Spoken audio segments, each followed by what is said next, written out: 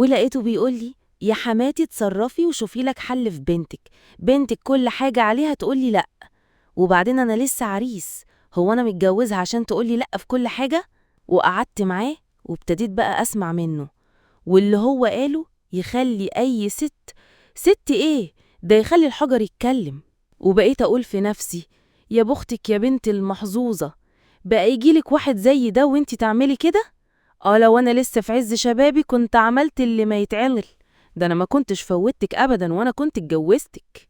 ولقيت هو كمل لما قالي: يا ريتني كنت اتجوزت واحدة زيك كده يا حماتي. ووقتها بصيت له وقلت له: زي أنا؟ قال لي: أيوة، ست عارفة قيمة بيتها وقيمة الراجل اللي معاها، وتعرف ازاي تسعده وتخليه مبسوط وفرحان. قلت له: طيب أنا هتكلم معاها. قال لي: هو انت ما كنتيش اتكلمتي معاها وفهمتيها ايه اللي بيحصل في الجواز؟ قلت له: لا طبعا، اتكلمت يمكن، بس هي مكسوفة شوية ولا حاجة. قال لي: وده ينفع؟ هو أنا يعني متجوز عشان تعمل كده؟ لا لا، أنا خلاص ما ينفعنيش الحال ده. قلت له: طب بس استنى واهدى كده واصبر شوية، مش هيحصل حاجة لما تستنى شوية، اقعد اتكلم معاها. وفعلا رحت لها واتكلمت معاها وقلت لها: ايه اللي انتي عاملاه ده؟ قالت لي: يا ماما انتي ما قلتليش كده، ما قلتليش ان انا اما اتجوز ده كله هيحصل، ده كل شوية الموضوع ده، وانا بصراحة ما بحبوش ومش عايزة الموضوع ده ابدا. قلت لها: ازاي بس يا بنتي؟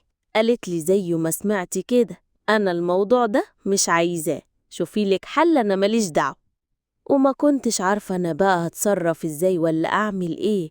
حاولت أقنعها يمين وشمال، لكن برضو قلت لها: يا عبيط، حد يبقى معاه النعمة دي كلها ويفوت فيها؟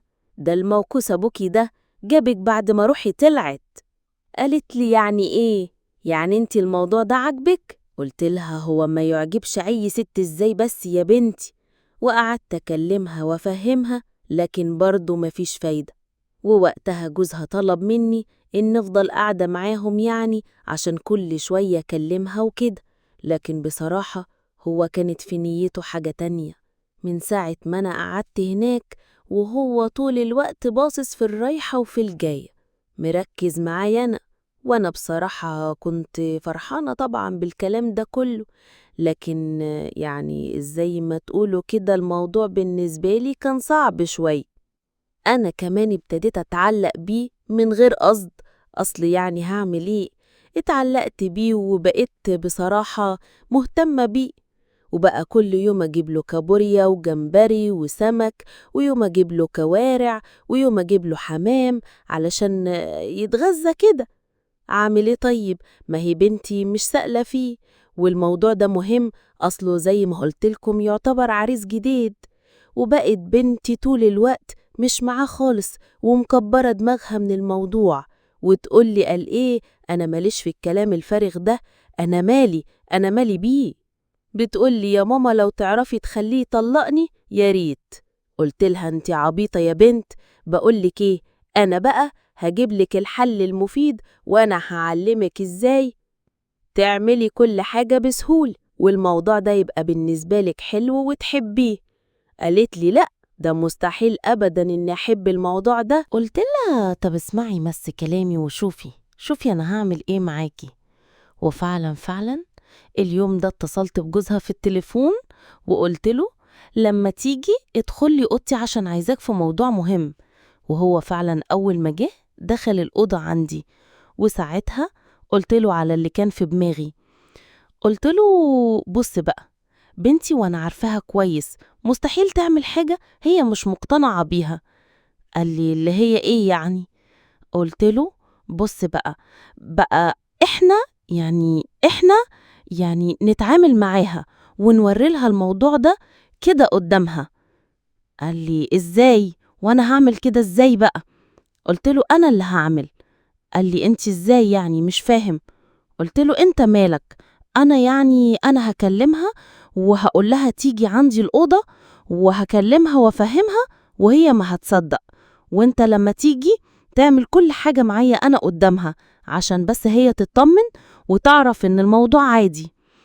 وهو زي ما يكون الموضوع عجبه جدا وبقى مبسوط بالاقتراح بتاعي، وانا بصراحة تقدروا تقولوا كده يعني كنت قصدي أعمل كده. أيوة، وكنت مبسوطة وفرحانة كمان باللي بيحصل. وفعلا اليوم ده كلمت بنتي وهي وافقت على طول، زي ما يكون ما صدقت إن حد يحوش عنها أي حاجة من الموضوع ده. وفعلا الموضوع يوميها بالليل هو جه، وهي كانت موجودة عندي في الأوضة، وقلت لها بصي بقى، أي حاجة تشوفينا بنعملها تحفظيها بالظبط، وأنا وإنتي ننسى إن هي موجودة أصلا. قال لي إزاي يعني؟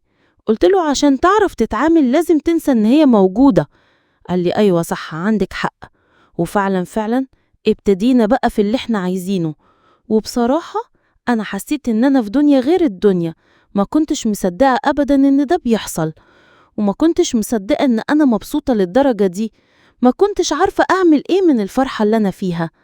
أيوة، حاجة زي كده هتعدي إزاي؟ وفعلا أنا نسيت أصلا إن هي موجودة، وبقيت أتعامل كأنها مش موجودة أصلا. أصل اللي حصل بصراحة ما أقولكوش، حاجة كده فوق الخيال. وأنا كمان بقيت عايزة إن الموضوع ده يحصل باستمرار. وكل شوية وكل يوم بقيت أعمل حجة إن إحنا بنعلمها علشان يعني آية تبقى موجودة قصادي وتشوف اللي بيحصل.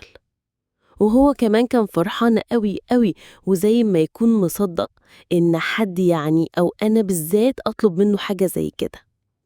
وبقينا صبح وليل، لدرجة إنه ساعات كان يسيب شغله ويجي ساعة كده في نص اليوم ويقول لي أعمل إيه؟ ما أنا اعتبار عريس لسه ما دخلتش دنيا، وعلى إيديكي تعلمت كل حاجة.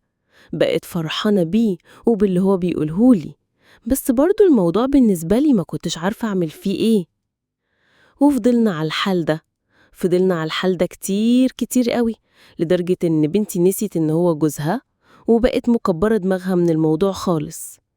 وأنا بصراحة خلاص اتعودت على وجوده، زي ما يكون خلاص اتجوزت. وأنا مش عارفة أعمل إيه ولا أتصرف إزاي.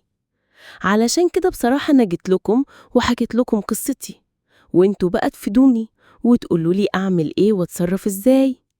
وأنا هستنى كل التعليقات بتاعتكم، وكمان هقراها كويس.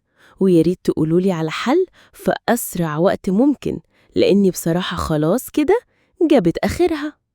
كانت معكم أليشا ستوريز. دمتم في أمان الله وحفظه. مع السلامة.